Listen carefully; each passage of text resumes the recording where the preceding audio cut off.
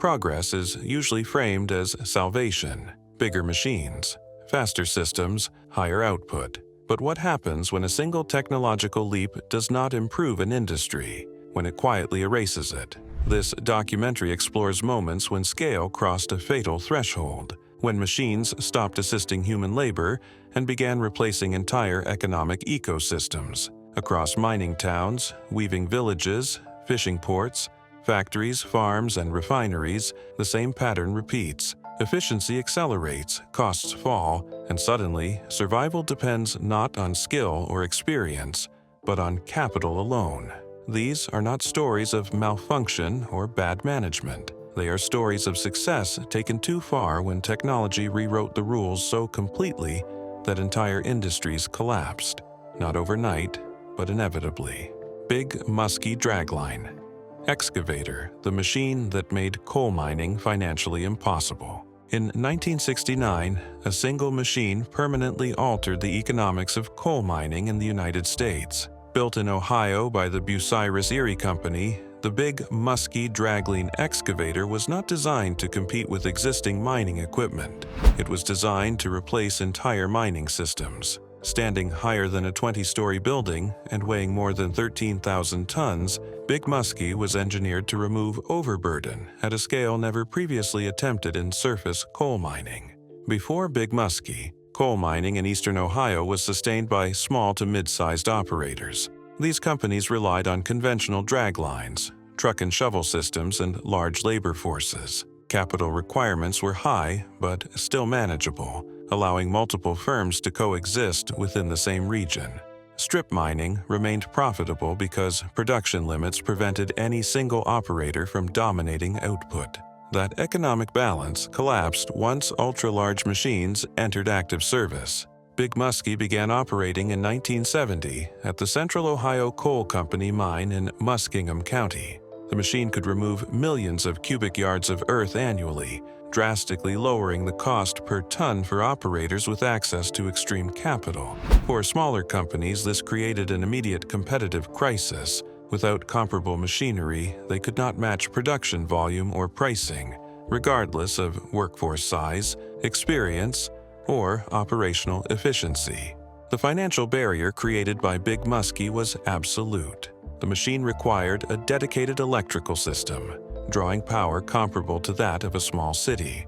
Operating costs included continuous maintenance, specialized engineering crews, and custom-fabricated replacement parts. Even routine repairs required extended shutdowns and significant expense. Smaller coal firms lacked the capital reserves and credit access necessary to pursue similar equipment or survive against companies that owned it. As production capacity increased, coal supply rose faster than demand. Prices declined throughout the 1970s, compressing profit margins across the industry. Operators without large drag lines faced an impossible decision: sell to larger corporations, operate at sustained losses, or shut down entirely. Consolidation accelerated rapidly, with regional coal markets increasingly controlled by a small number of capital-intensive firms. Labor displacement followed quickly. Big Muskie required far fewer workers than the mines it replaced. Thousands of traditional mining jobs disappeared as independent operations closed. Entire communities dependent on coal employment experienced economic collapse. Supporting industries, including equipment suppliers, rail services, and local contractors, failed alongside the mines. Local governments faced declining tax revenue while unemployment surged and public services deteriorated. Environmental conflict intensified the financial pressure. The scale of land disruption caused by massive strip mining triggered lawsuits, protests, and regulatory scrutiny. Federal intervention followed with the Surface Mining Control and Reclamation Act of 1977, which imposed strict land restoration and environmental compliance requirements. Large corporations absorbed these costs as part of doing business, but remaining independent operators were pushed beyond financial survival. Ironically, the same scale that destroyed competitors eventually undermined Big Muskie itself. During the 1980s, rising energy prices sharply increased operating expenses.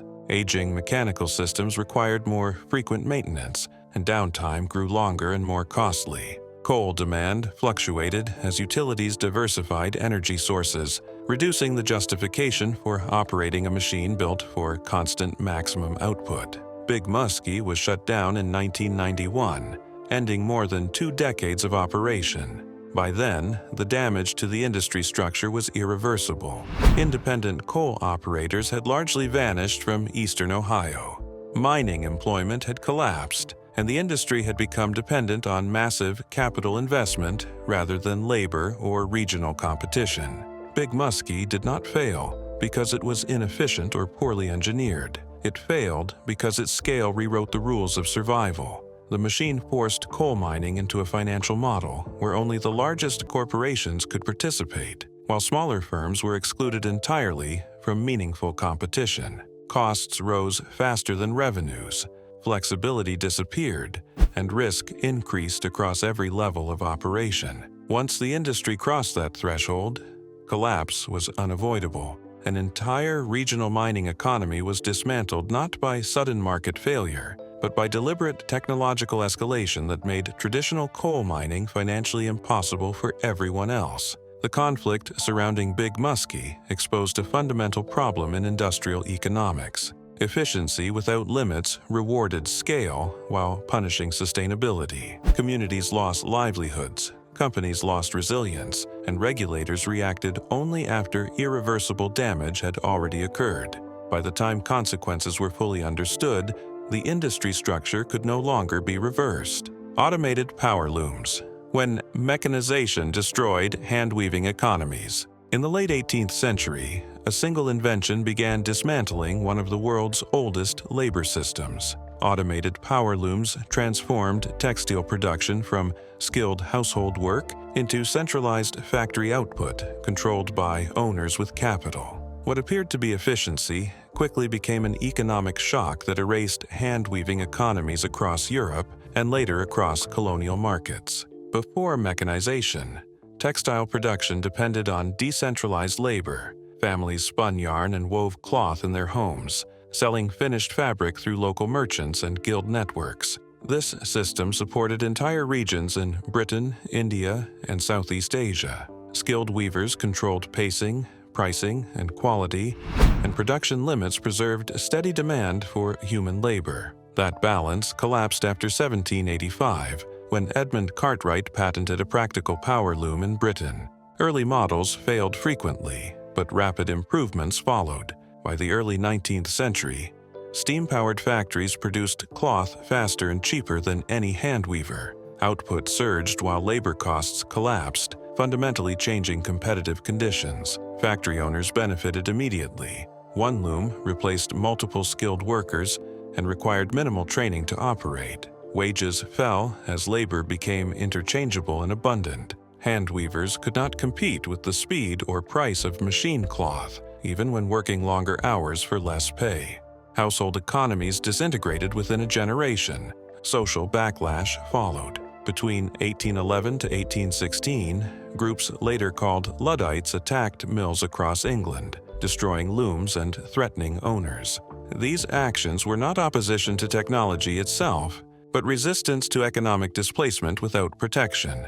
The government responded with troops, mass arrests, and executions, ensuring mechanization continued. By the 1820s, hand-weaving in Britain was effectively destroyed. Former craftsmen flooded industrial towns seeking factory work, overwhelming labor markets. Poverty increased, working conditions deteriorated, and child labor expanded. Industrial output grew rapidly, but wages stayed low because displaced workers outnumbered available jobs. The damage spread beyond Europe. British manufacturers exported cheap machine-made textiles to colonial markets, especially India. For centuries, Indian handloom weavers dominated global cotton trade. Under colonial policies, local producers faced unrestricted imports, while exports were restricted. Prices collapsed, and weaving regions entered severe poverty. By the mid-19th century, millions of Indian artisans lost livelihoods. Some shifted to agricultural labor, others migrated, and many starved during periodic famines. Economic self-sufficiency vanished as colonies became dependent on imported cloth. Mechanization reorganized global power by destroying competing labor systems. Power looms also concentrated wealth. Textile production moved from communities into factories owned by a small industrial class. Capital replaced skill as the barrier to entry. Once mechanization dominated markets, returning to hand production was economically impossible due to cost, speed, and volume advantages. Governments justified the transition as progress, but offered little protection to displaced workers. No retraining systems existed, and no compensation followed. Entire professions disappeared within decades. Social collapse was treated as acceptable collateral in pursuit of industrial growth. By the late 19th century, hand-weaving survived only in niche or subsidized forms. The economic structure that supported independent artisans had been dismantled. What replaced it was dependency on factory wages and volatile global markets. Automated power looms did not malfunction. They succeeded precisely as designed. By maximizing output and minimizing labor, they destroyed the economic foundations of textile societies. Once mechanization crossed a critical threshold, hand-weaving economies had no viable path back. Attempts to resist decline failed because price competition was absolute. Hand weavers reduced wages, increased hours, and accepted poorer living conditions, yet factory prices continued falling. Merchants abandoned artisanal supply chains in favor of predictable factory contracts. Credit flowed toward mills, not households, accelerating collapse. Once markets adjusted to machine pricing, survival depended on capital ownership rather than craftsmanship or experience. The destruction of hand-weaving exposed a recurring industrial pattern. Machines scaled production faster than society's adapted protections. Economic theory praised efficiency, while human costs were ignored until collapse was complete. By the time reforms appeared, independent textile labor no longer existed. Mechanization had already rewritten markets, employment, and power relationships beyond recovery. This outcome was not accidental. It was the predictable result of introducing machines without economic safeguards. Once mechanized textiles dominated trade, hand-weaving economies had no structural defense. Collapse followed systematically, not suddenly, but with equal finality. The impact reshaped labor forever. Industrial trawler fleets, technology that collapsed coastal fishing communities. After the Second World War, fishing shifted from a coastal livelihood into an industrial extraction business. Governments and corporations invested heavily in mechanized trawler fleets, transforming seasonal work into year-round operations driven by volume. This change increased output rapidly, but it also destabilized marine ecosystems and bankrupted coastal fishing communities across multiple continents. Before industrial trawlers, fishing was limited by vessel size, weather, and human endurance.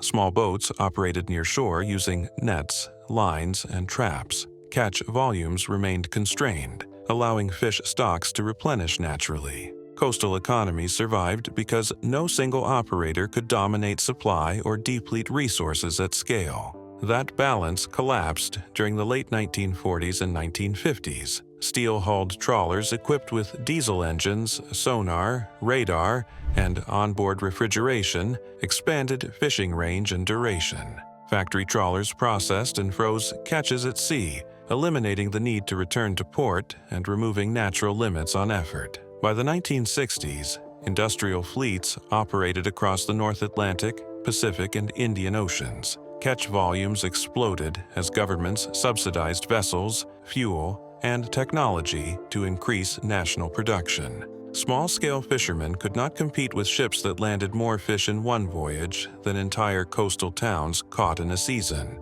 The economic consequences were immediate and severe. Market prices fell as supply flooded processing plants and export markets. Independent fishermen faced declining income despite longer working hours. Many borrowed money to modernize boats, only to discover that upgrades could not match industrial capacity or corporate pricing power.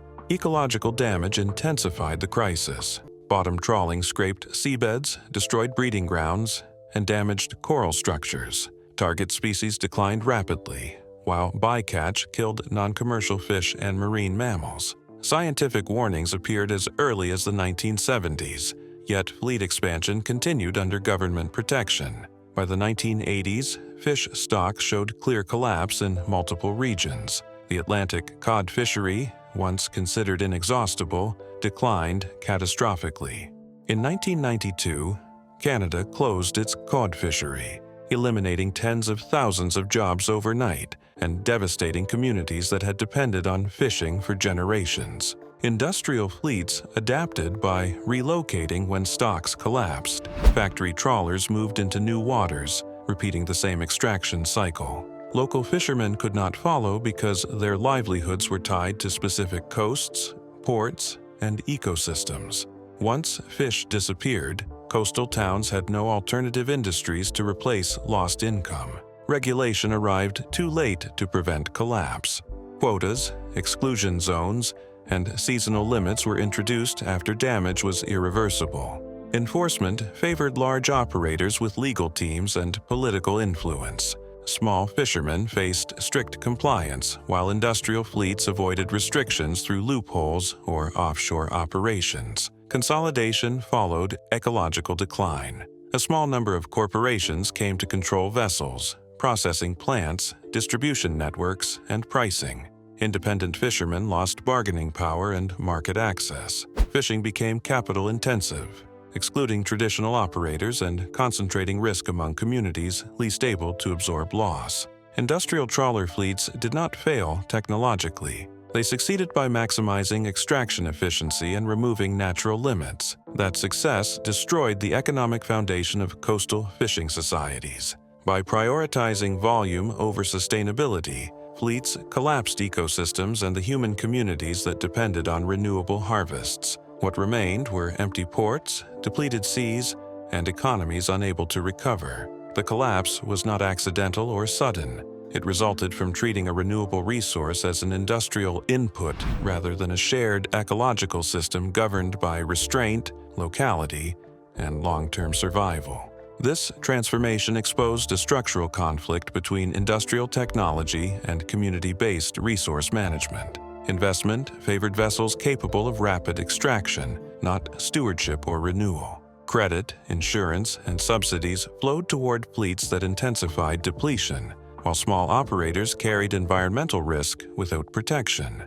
Once fish populations declined, recovery required decades, yet capital simply moved elsewhere. Coastal communities lacked mobility, alternative employment, or political leverage. The result was long-term unemployment, cultural loss, and dependency on government assistance. Industrial fishing redefined success as short-term yield rather than sustained access. When limits were finally imposed, they preserved corporate assets, not community livelihoods. The collapse demonstrated that efficiency without ecological constraint can eliminate both resources and the societies built around them. History shows that unmanaged industrial-scale fishing does not create lasting prosperity, only temporary profit followed by permanent loss, displacement, and economic dependency. Container ships, the system that bankrupted traditional port labor. In the mid-20th century, global shipping underwent a structural shift that permanently altered port economies. Container ships replaced traditional break bulk cargo handling and transformed ports from labor-intensive employment centers into mechanized transfer systems. What was advertised as efficiency and modernization quickly became a system that dismantled traditional dock labor industries across the world. Before containerization, ports depended on massive human labor. Cargo arrived as crates, sacks, barrels, vehicles, and heavy machinery. Each item was handled manually by dock workers known as stevedores. Loading and unloading required coordination, experience, and time. Entire cities were built around ports because maritime labor supported transport services, warehouses, housing, and local commerce. Labor unions controlled hiring halls, wages, and safety standards, giving dock workers economic stability and bargaining power. That system began to collapse in 1956 when standardized shipping containers entered commercial use. Containers allowed goods to be packed at factories, sealed, and transported by truck, rail, and ship without being touched at ports. Large cranes replaced human labor. Cargo that once took days or weeks to unload could now be transferred in hours. The economic advantage for shipping companies was immediate and overwhelming. Shipping firms reduced turnaround time, fuel consumption, theft, and insurance costs. Schedules became predictable, and global supply chains expanded rapidly. However, these gains came directly at the expense of labor. A single container crane replaced hundreds of dock workers. Ports that failed to modernize lost shipping contracts, while ports that modernized eliminated jobs at unprecedented speed. By the 1960s and 1970s, container ships dominated global trade routes. Traditional ports lacked the space required for container yards, cranes, and intermodal rail connections. Shipping activity shifted to newly constructed terminals outside city centers. Older ports were abandoned, and waterfront neighborhoods collapsed economically as employment disappeared. Labor unions resisted fiercely. Dock workers organized strikes across Europe and North America, warning that containerization would erase livelihoods and destabilize communities. Governments frequently intervened on behalf of shipping companies, arguing that national competitiveness required modernization. Agreements promised retraining, severance pay, or early retirement, but long-term job losses continued regardless. The scale of displacement was severe. Ports that once employed tens of thousands of workers operated with only a fraction of their former workforce. Entire labor categories vanished, including tally clerks, cargo checkers, and manual loaders. Younger workers never entered the profession, while older workers were forced into unemployment or early retirement. Generational port labor traditions ended within a single decade. Economic damage extended beyond the docks. Restaurants, trucking firms, warehouses, and housing markets declined as port wages disappeared. Cities built around maritime employment struggled to replace lost income. Containerization concentrated wealth within shipping corporations while stripping ports of their role as economic anchors for surrounding communities. Small shipping companies also suffered. Container ships required enormous capital investment, standardized logistics systems, and global networks. Firms unable to afford container fleets or terminal access were pushed out of international trade. Industry consolidation accelerated as large corporations absorbed routes, terminals, and distribution chains. Automation deepened dependency on infrastructure. Modern ports required fewer workers but massive public investment. Governments financed dredging, cranes, rail links, and terminals while receiving far fewer jobs in return. Public funds supported private efficiency, transferring economic risk to cities while profits flowed to multinational shipping firms. Containerization also shifted power away from local governments and workers toward global logistics firms.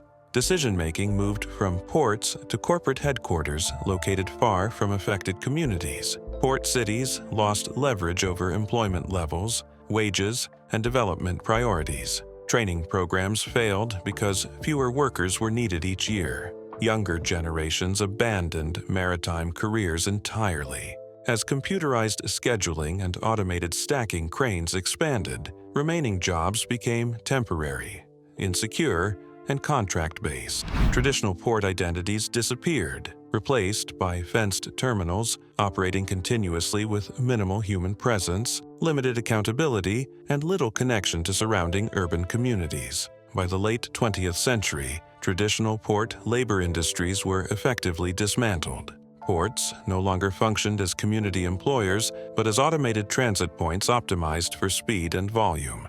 Container ships did not destroy port labor by accident. The system was designed to minimize human involvement.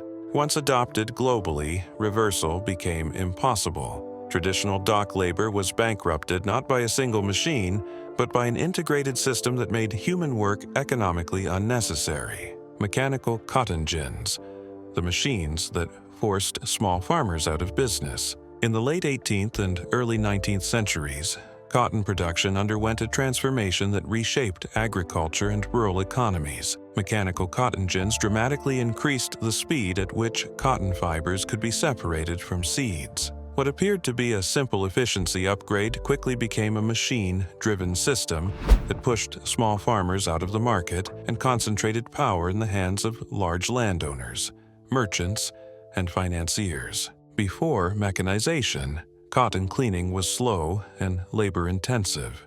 Farmers relied on hand processing, which limited how much cotton could be sold each season. Production levels were naturally constrained, allowing small farms to remain profitable. Land ownership was modest, debt was manageable, and farming communities were relatively stable. Cotton was valuable precisely because it could not be produced at extreme volume, and prices reflected those natural limits. Mechanical cotton gins changed this balance completely. By dramatically increasing processing speed, they made large-scale cotton production economically viable for the first time. Farmers who could afford gins or gain access to centralized ginning facilities could process far more cotton than their neighbors. Output surged, and market expectations shifted almost immediately. Cotton prices began to depend on volume rather than scarcity, rewarding those who could produce more and punishing those who could not.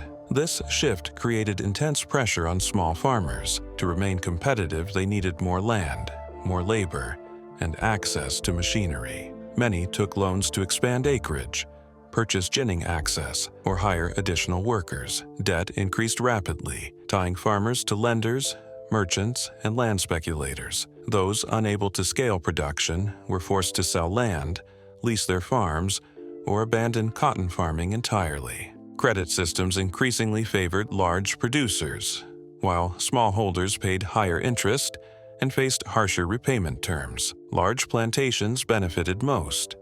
Mechanization favored operations that could absorb debt, survive price fluctuations, and expand continuously. As production expanded, cotton prices fell, squeezing margins further. Small farmers suffered first, while larger producers survived by increasing volume even more. The system rewarded scale and punished restraint, eliminating moderate producers in the middle. The spread of mechanical gins also altered land use patterns. Forests and mixed farms were cleared to plant cotton exclusively. Crop diversity declined, and soil exhaustion increased. When yields dropped, small farmers lacked resources to restore land or rotate crops, while large operators simply moved production to new areas. Environmental damage compounded financial instability and accelerated displacement, forcing repeated migration and land turnover. Labor systems hardened under mechanization. As cotton output expanded, demand for cheap, controllable labor increased. Plantation owners consolidated control over land and workers, while small independent farmers lost autonomy. Rural inequality deepened as ownership concentrated and wage dependency replaced independent farming across entire regions. By the mid-19th century, cotton monoculture dominated vast areas. Local food production declined, forcing communities to rely on imported supplies purchased on credit. Merchants controlled prices for both cotton and food, trapping farmers in dependency. When cotton prices dropped, farmers had no alternative income. Smallholders faced foreclosure, displacement, and permanent loss of land during every downturn. Mechanized ginning did not create stability. It created repeating cycles of boom and collapse. Each increase in productivity pushed prices lower, forcing further expansion to survive. This cycle benefited lenders, exporters, and large landowners, while small farmers absorbed the risk. Independence became economically impossible. Regional markets also changed as gins centralized processing in specific locations. Farmers had to transport harvests farther, paying fees and losing bargaining power. Ginning centers dictated prices, grades, and credit terms. Transportation costs erased remaining profits for smallholders. Seasonal delays meant crops waited unpaid. Cash flow gaps forced borrowing before sales. Merchants advanced supplies at inflated prices, secured by future harvests. When yields fell or weather failed, debt rolled forward. Over time, ownership shifted from cultivators to creditors. Land concentration accelerated, completing the exclusion of small farmers. This structural squeeze eliminated choice and ensured exit for thousands nationwide over decades. The cotton gin did not destroy small farmers through malfunction or misuse. It worked exactly as intended. By removing natural limits on processing, it transformed agriculture into a volume-driven system. Once markets adjusted to machine output, traditional small-scale farming could no longer compete. The result was not shared prosperity, but consolidation, debt, and the systematic removal of small farmers from the cotton economy. Large-scale strip mining equipment, how capital replaced independent miners. In the mid-20th century, mining underwent a structural shift that permanently altered who could survive in the industry. Large-scale strip mining equipment transformed mineral extraction from a labor-centered trade into a capital-dominated operation. What was promoted as efficiency and productivity quickly became a system that eliminated independent miners and concentrated control in the hands of large corporations. Before large-scale mechanization, mining relied heavily on human labor and smaller equipment.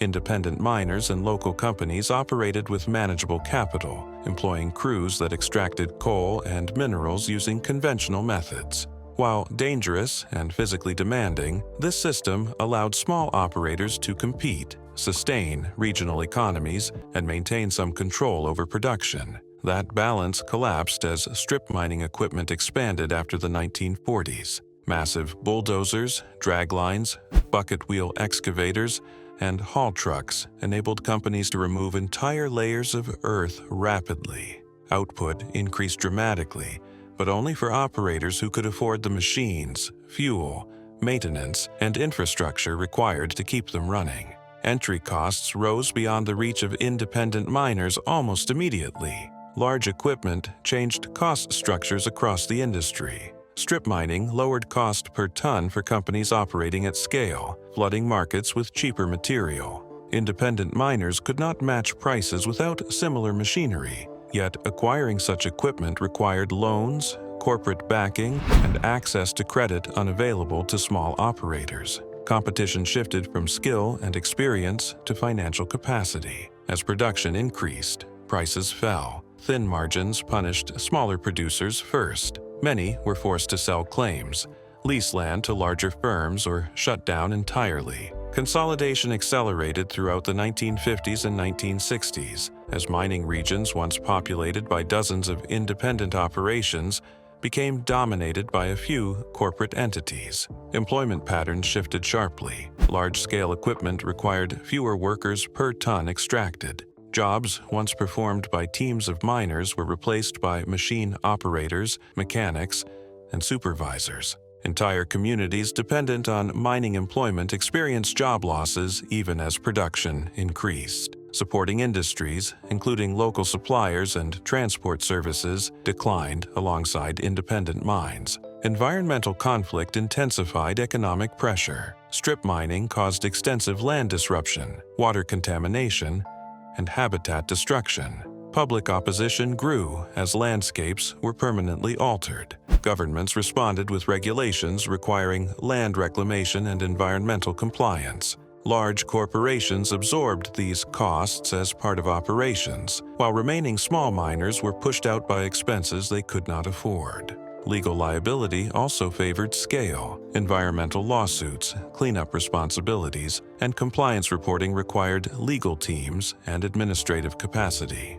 Independent miners lacked resources to manage regulatory burdens. Compliance became another barrier that reinforced consolidation and eliminated small operators. Capital dependence deepened over time. Mining shifted from ownership by individuals to control by shareholders, banks, and institutional investors. Decisions were driven by return on investment rather than community stability or long-term land use. When deposits were exhausted or profits declined, corporations moved operations elsewhere, leaving environmental damage and unemployment behind. Strip mining equipment did not simply replace labor. It redefined mining as a financial enterprise rather than a skilled trade.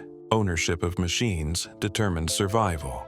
Independent miners lost bargaining power, access to land, and control over production decisions. Regional economies became dependent on corporate strategies rather than local expertise. By the late 20th century, independent mining had largely disappeared from major strip mining regions. What remained were large operators capable of sustaining capital-intensive extraction and absorbing regulatory costs. Mining output increased, but resilience declined. Communities lost autonomy, employment stability, and environmental control. Financing structures reinforced this shift by favoring large operators with predictable output and collateral. Banks avoided lending to small miners without machinery assets. Insurance premiums rose for independent operations. Equipment leasing contracts locked producers into long-term obligations. Market volatility punished those without financial buffers. Over time, survival depended less on geological knowledge and more on balance sheets,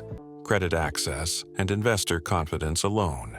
Large-scale strip mining equipment did not fail technologically.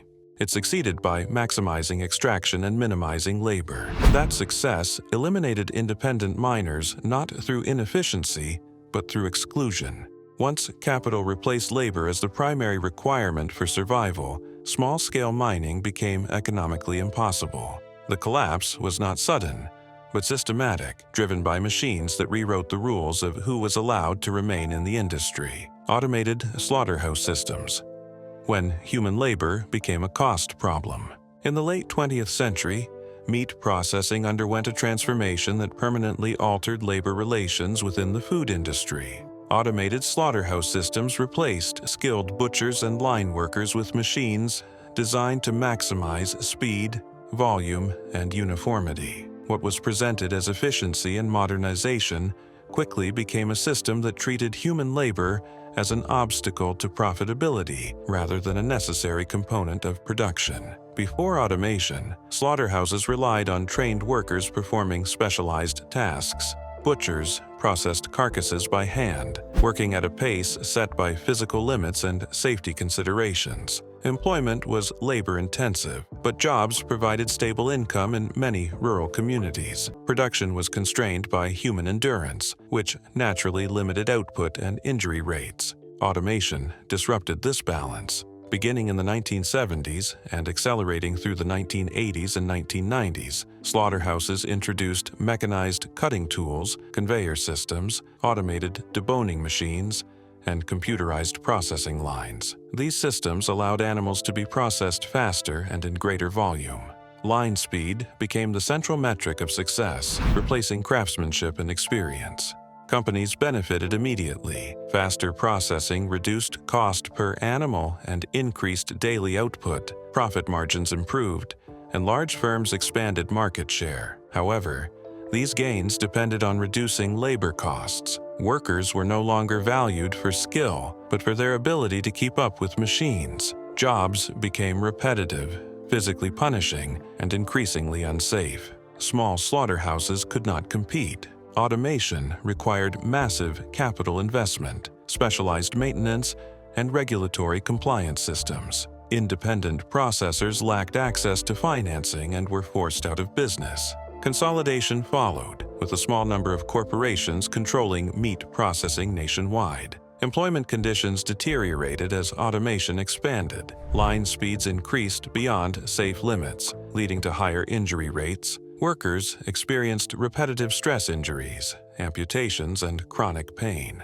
Turnover rose sharply as employees quit or were replaced. Companies treated labor as disposable, relying on constant recruitment rather than retention. Rural communities suffered. Slaughterhouses remained major employers, but wages stagnated while injuries increased. Healthcare costs shifted to workers and public systems. Automation did not eliminate labor entirely. It made labor cheaper, more replaceable, and more vulnerable. Regulatory oversight failed to slow the process. Safety agencies struggled to enforce limits on line speed and working conditions. Industry pressure prioritized productivity and export competitiveness. Companies argued that automation was necessary to keep meat affordable, even as workers absorbed the physical cost. Automation also changed workforce composition. Companies increasingly hired migrant labor willing to accept dangerous conditions. Language barriers and immigration status reduced workers' ability to organize or demand protections. Union influence declined as automation fragmented job roles and accelerated turnover. The system rewarded scale, Large processors used automation to absorb regulatory fines, legal settlements, and equipment costs. Smaller operations could not.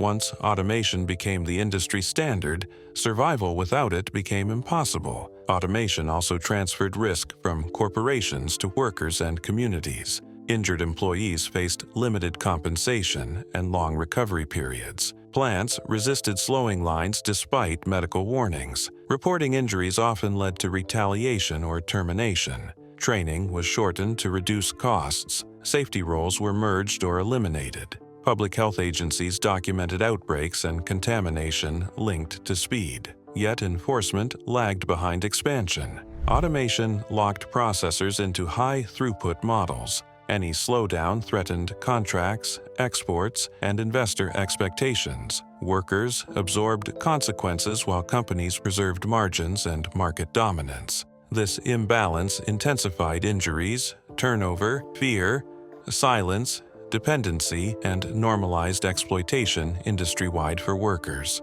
Automated slaughterhouse systems did not malfunction. They worked exactly as designed. By prioritizing speed and volume, they redefined labor as a cost to be minimized rather than a resource to be protected. Human limits became inefficiencies in a machine-driven workflow. The result was an industry that produced more meat than ever while hollowing out its workforce. Skill was replaced by repetition. Stability was replaced by injury and turnover. Communities lost safe employment, and workers lost bargaining power. Automation did not eliminate human labor. It stripped it of value. Once slaughterhouse work became interchangeable with machine timing, workers were no longer participants in production, but liabilities to be managed. That shift completed the transformation of meat processing from a labor-based trade into a capital-controlled system where human beings were treated as expendable inputs rather than essential contributors. Mega oil refinery units, the technology that eliminated small refiners. Overnight, in the mid-20th century, oil refining entered an era defined by scale. Mega oil refinery units transformed refining from a regional business into a capital-intensive industrial system dominated by multinational corporations.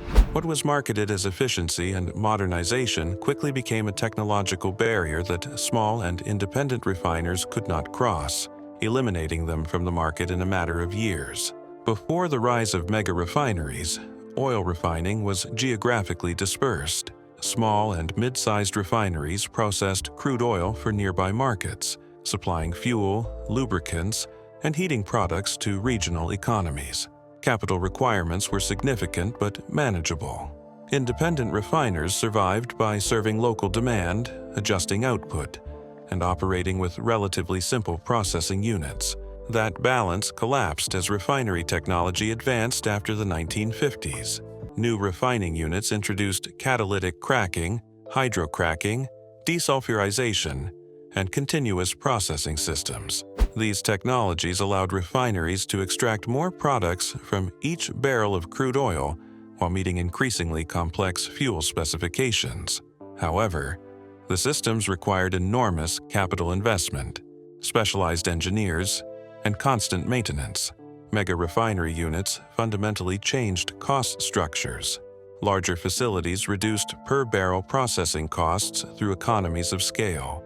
They could run continuously, optimize output across multiple products, and absorb price fluctuations. Small refiners could not match these efficiencies. Upgrading equipment to meet new standards required financing that independent operators could not secure. Regulatory pressure accelerated the collapse. Environmental and fuel quality regulations expanded throughout the 1960s to 1980s, mandating lower sulfur content, reduced emissions, and higher safety standards. Compliance required expensive retrofits and monitoring systems. Large corporations treated these costs as investments. Small refiners faced immediate insolvency. Market dynamics reinforced exclusion. Mega refineries secured long-term crude supply contracts and controlled distribution networks. Independent refiners paid higher prices for feedstock and received lower margins for finished products. Price volatility punished those without financial buffers. thin margins disappeared overnight as scale determined survival. Consolidation followed rapidly. Hundreds of small refineries closed or were acquired during the late 20th century. Communities that depended on local refining lost jobs and tax revenue. Skilled workers were displaced as operations centralized into fewer, larger facilities located near ports or pipelines rather than population centers. Labor patterns shifted as well. Mega refineries employed fewer workers per barrel processed. Automation, computerized controls, and centralized monitoring reduced staffing needs. Jobs that remained required specialized training, excluding displaced workers from smaller refineries who lacked access to retraining. Environmental risk also concentrated. While mega refineries operated more efficiently, failures had far greater consequences. Accidents, leaks, and emissions affected entire regions. Yet, liability and cleanup costs were absorbed by corporations with legal teams and insurance coverage, reinforcing their dominance. Small refiners had no path back. Once mega refinery units became the industry standard, operating without them was economically impossible. Markets adjusted to low-cost, high-volume output. Independent operators could not raise prices or reduce costs enough to survive. Technology had rewritten the rules of participation. Financial institutions reinforced this transition by favoring borrowers with large asset bases and predictable throughput. Banks withdrew credit from small refiners deemed high risk. Insurance premiums increased for outdated facilities. Maintenance costs rose as aging equipment failed inspections. Supply contracts shifted toward integrated firms. Even profitable independents faced sudden closure when financing collapsed.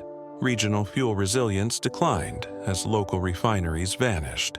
Market shocks became harder to absorb without distributed production capacity, increasing dependency on centralized refining hubs nationwide. This concentration also weakened energy security at the local level. Supply disruptions affected wider regions simultaneously. Communities lost emergency flexibility once provided by nearby refineries. Fuel shortages became systemic rather than isolated. Centralization reduced redundancy, making markets more fragile during crises, natural disasters, or geopolitical shocks. Mega oil refinery units did not eliminate small refiners through mismanagement or inefficiency. They worked exactly as designed, by prioritizing scale, integration, and capital intensity. They transformed refining into a system where only the largest players could operate. The collapse was swift and structural, leaving no space for regional independence. The result was an industry with fewer refineries, higher barriers to entry, and concentrated control over fuel production. Communities lost local energy infrastructure. Workers lost stable employment. Competition narrowed. What remained was a refining system optimized for volume and investment returns, built on technology that erased small refiners from the market almost overnight.